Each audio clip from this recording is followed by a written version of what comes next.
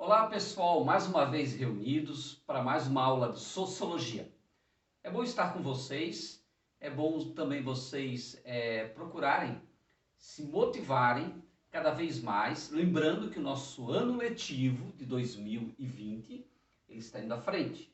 Nós professores estamos fazendo aqui o nosso esforço para fazer chegar até vocês os nossos conteúdos aqui pela plataforma, e para aqueles que não estão conseguindo acesso à plataforma, sempre às quintas-feiras na escola são entregues ou devolvidos os materiais impressos, ok?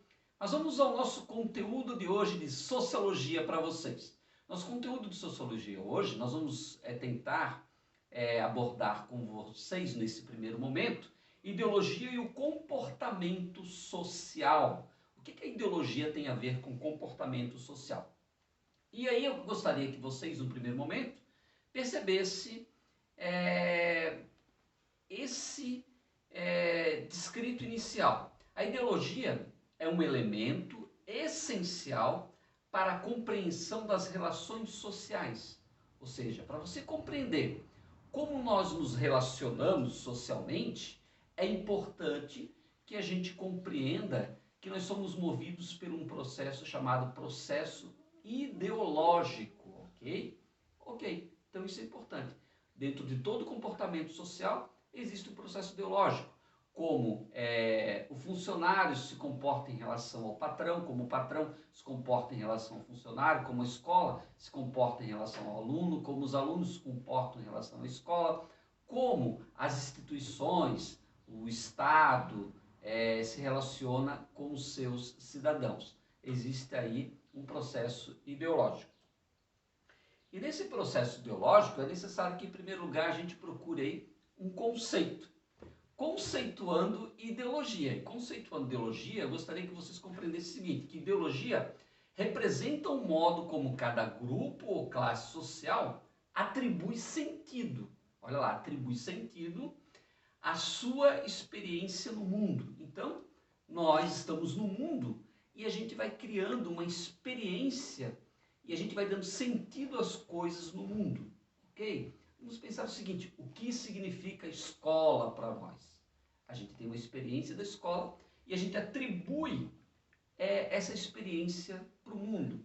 O que significa a ideia de família para nós? Existe aí, então, uma experiência no mundo e nós atribuímos um sentido a isso. E isso se dá pelo processo que a gente vai chamar ideologia.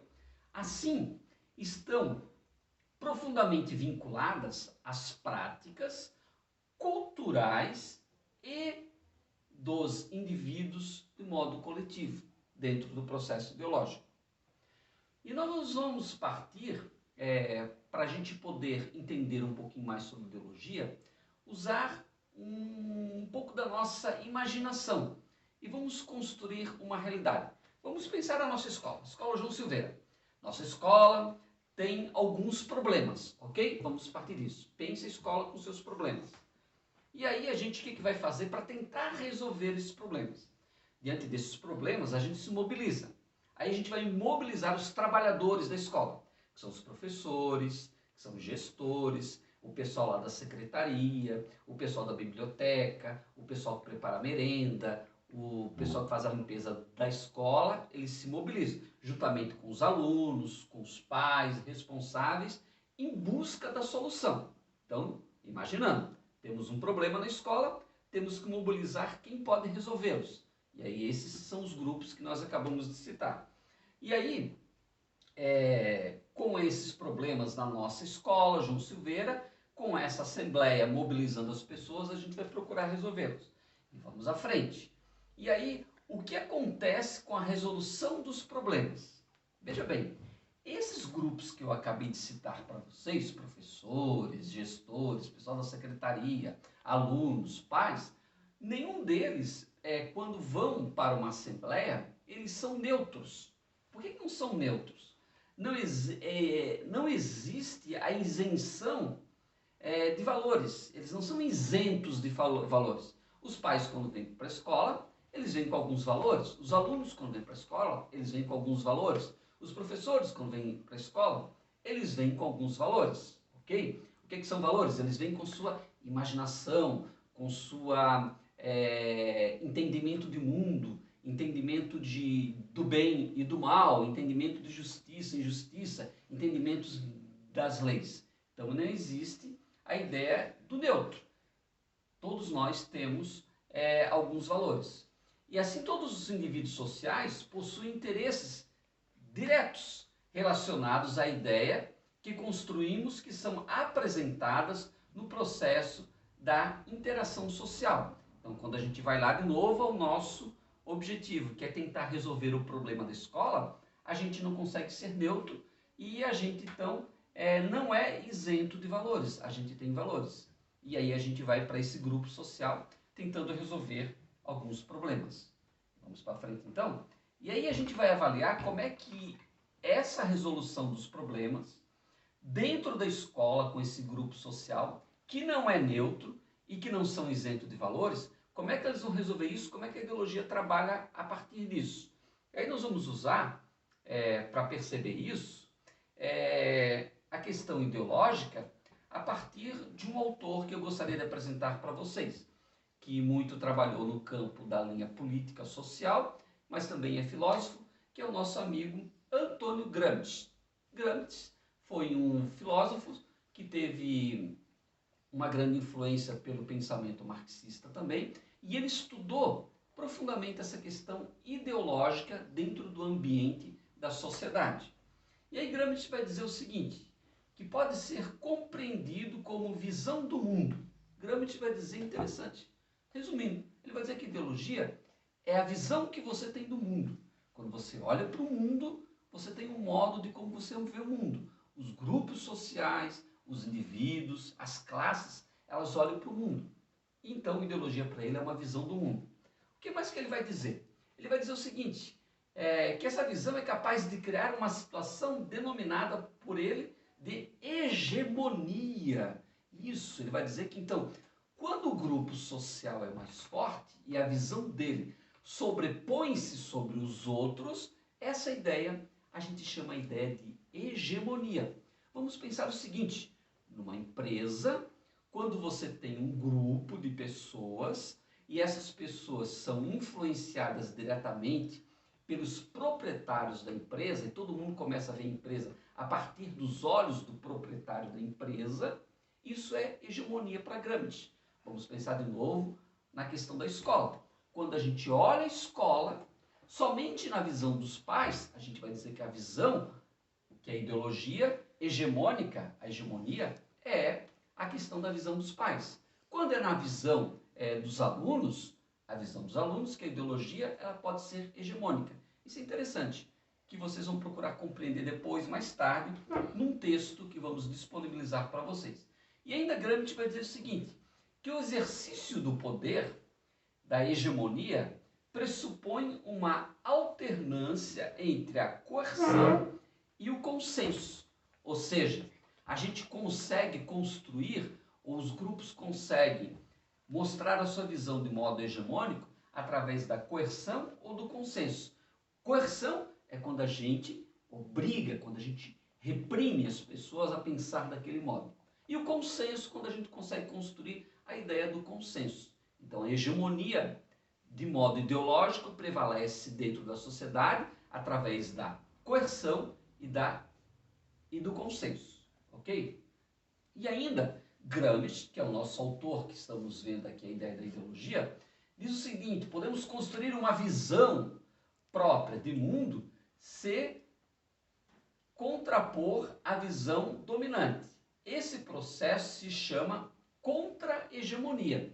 Então ele vai dizer que a gente pode, mesmo que a gente às vezes seja dominado por um grupo, e esse grupo é hegemônico, é mais forte sobre nós, através da coerção e do consenso, nós podemos construir aquilo que ele vai chamar do contra-hegemonia. A contra-hegemonia é a capacidade de nós derrubarmos uma ideia que está prevalecendo. Eu gostaria aqui de lembrar rapidamente, vamos pensar um pouco em história. Antes da Lei Áurea, a escravidão no Brasil era permitida. A visão de mundo era que o escravo era objeto, o negro era objeto. essa ideia era hegemônica. Todos concordavam com isso, ok? E concordavam como é que se fazia prevalecer essa ideia de que o escravo ou o negro era um objeto, através da coerção. Os donos da fazenda, aqueles que tinham poder, exerciam força sobre as pessoas. E muitas vezes se construía um consenso. As mulheres, as crianças, a escola aceitavam essa ideia do negro quanto à questão de ser um escravo, ser alguém que é um objeto.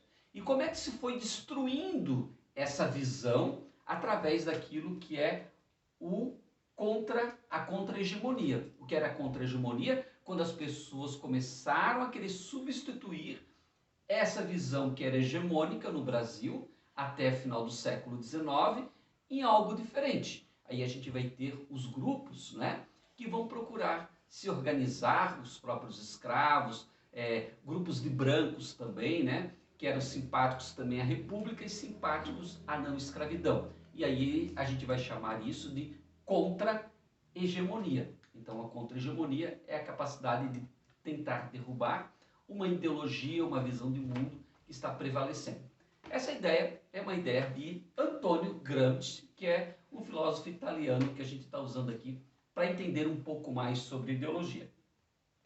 Eu gostaria ainda de trazer para vocês mais uma questão aqui, que é o seguinte: qual o papel da educação diante da ideologia? Segundo Gramsci, Gramsci vai se preocupar em dizer que a educação tem papel fundamental no processo de contra-hegemonia da ideologia.